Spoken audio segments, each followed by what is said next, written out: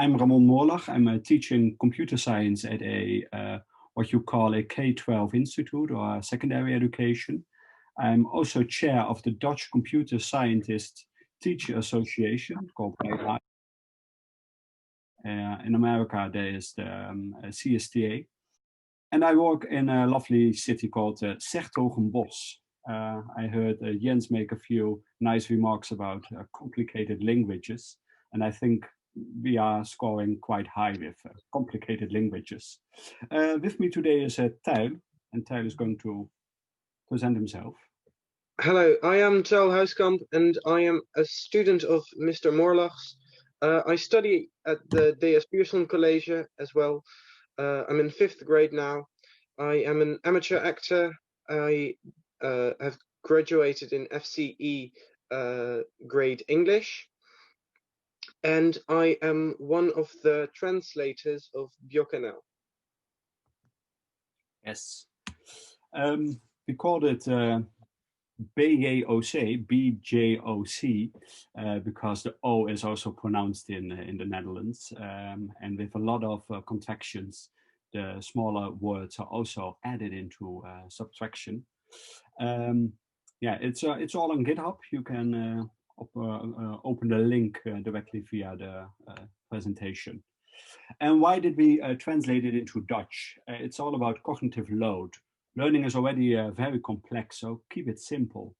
When a student in the Netherlands is learning how to program or enjoying the art of computing, he needs to be focused on only that and not on how to translate this very complex item into his own language or her own language.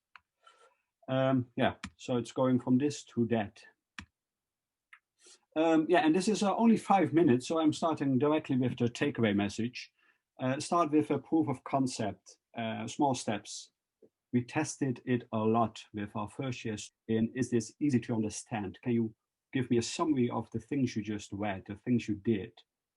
Another takeaway is start translating directly with a glossary. Have a common language and communicate that common language with everyone. Diversity is key.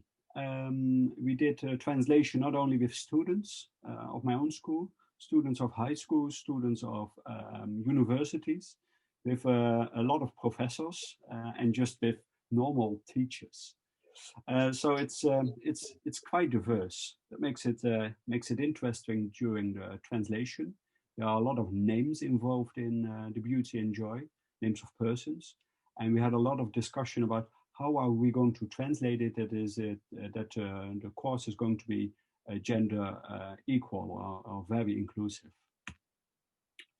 Yeah, one of the bigger things is translate the idea, not a text. In the beginning, we just did a small text translation, and with the testing with students, we soon discovered that no one was understanding what they should do. There's a small exercise called Gossip, and they had a lot of fun, but they didn't understand anything of it. Tijl. Okay, they keep going involve students. We had multiple afternoons and evenings that we translated. Those to keep the students motivated, we went to different locations. I believe we went to Utrecht once, and we saw some inspiring locations. We also had a little treat in the form of once we went to the snack bar, and once we went to Domino's to get pizzas.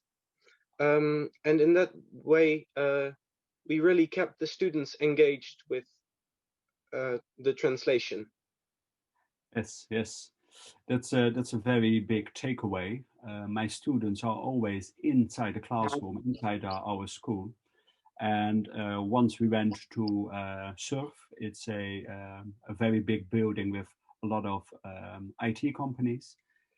Thanks to one of the board members, we had a small tour, and it was, whoa, are we going to a company? We are going to leave the school and there's pizza involved and cola. Yeah, it really helped. Yeah. These are a few of the pictures. As you can see Alexander and Feline Hermans and Alexander Sobrenko. Alexander is the guy with the glasses who was in charge of the glossary. How are we going to translate this concept in all different chapters? You can see that we ordered friet, croquette, frikandellen and kipcorns. Those are very unhealthy Dutch snacks. And as you can see, the croquette was very famous. And we did it also with a lot of people from companies. You can even see me in the back of the middle picture. Oh, yes, you're sitting there behind the guy with the cap. The guy Yeah, with the with cap the white is shirt on. sorry? With the white shirt on. With the white shirt on, yes. The guy with the cap is one of the students we enrolled from a university. Casper is studying computer science, and with a small grant, we could pay him a little bit to be continuously involved with the translation.